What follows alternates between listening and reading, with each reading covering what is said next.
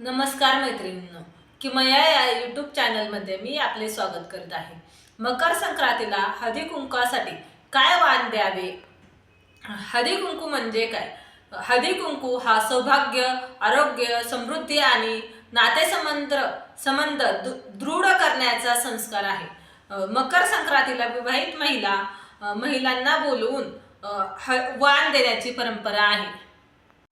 2026 मध्ये मकर संक्रांत 14 जानेवारीला आलेली आहे। या दिवशी स्नान, दान आणि पूजा करण्याला खूप सारे महत्त्व आहे। हळदी कुंकू हे रथसप्तमीपर्यंत केले जाते, कारण हा तेजाला पुष्टी देणारा दिवस मानला जातो। वाण देण्यासाठी विविध वस्तूंचा वापर केला जातो। तसेच तिळगुळ हे वाण म्हणून दिले जाते। मकर संक्रांतीच्या दिवसापासून तर रथसप्तमीपर्यंत कोणत्याही दिवशी हळदी कुंकू केले जाते। महिला एकत्र येऊन वाण देण्याची प्रथा आहे। महिला एकत्र आल्यावरती गाणी म्हणतात, पारंपरिक वस्तूंचे वाण देतात। मकर संक्रांतीला हळदी कुंकू म्हणून काय वाण द्यावे, काय देऊ नये? मकर संक्रांतीला दान, वाण आणि तिळगुळ, सौभाग्य पूजन याला खूप सारे महत्त्व आहे। मकर संक्रांतीच्या वेळेस 5 रुपयांपासून ते आपल्याला जमेल तितक्यापर्यंत आपण रुपयांपर्यंतचे वाण आपण देऊ शकतो। सौभाग्याच्या वस्तू स्त्रियांना वाण दिले जातात।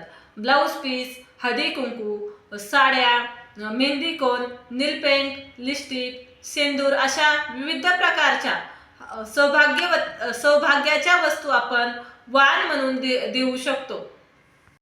चांदीच्या वस्तूही आपण वाण म्हणून देऊ शकतो, पण आजकाल चांदी खूप महाग झाली आहे। पण तुम्हाला जर शक्य असेल तर एका तरी स्त्रीला चांदीचे वाण देऊ शकत असाल तर जरूर द्या। चांदीच्या वाणामध्ये जोडवे, बिछवे, चांदीचे निरांजन अशा वेगवेगळ्या प्रकारच्या चांदीच्या वस्तू तुम्ही वाण म्हणून देऊ शकता। चांदी दान केल्याने चंद्रमा मजबूत होतो।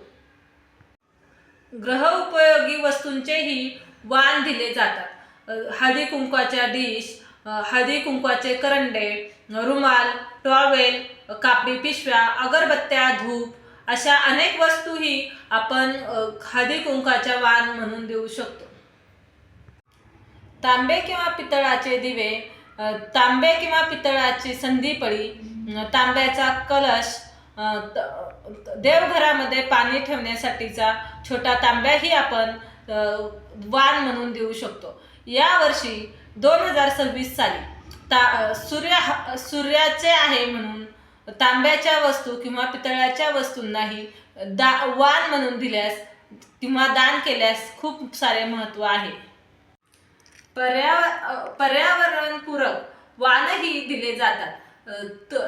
मातीचे दिवे, तुळशीचे रोप, गुलाबाचे रोप किंवा बांबू ट्री अशा पर्यावरणपूरक झाडांची रोपेही आपण वाण म्हणून देऊ शकतो।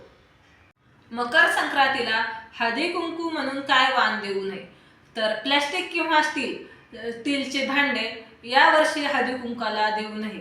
तसेच काळ्या रंगाच्या वस्तू, कात्री, सुरी अशाही वस्तूंचे वाण देऊ नये।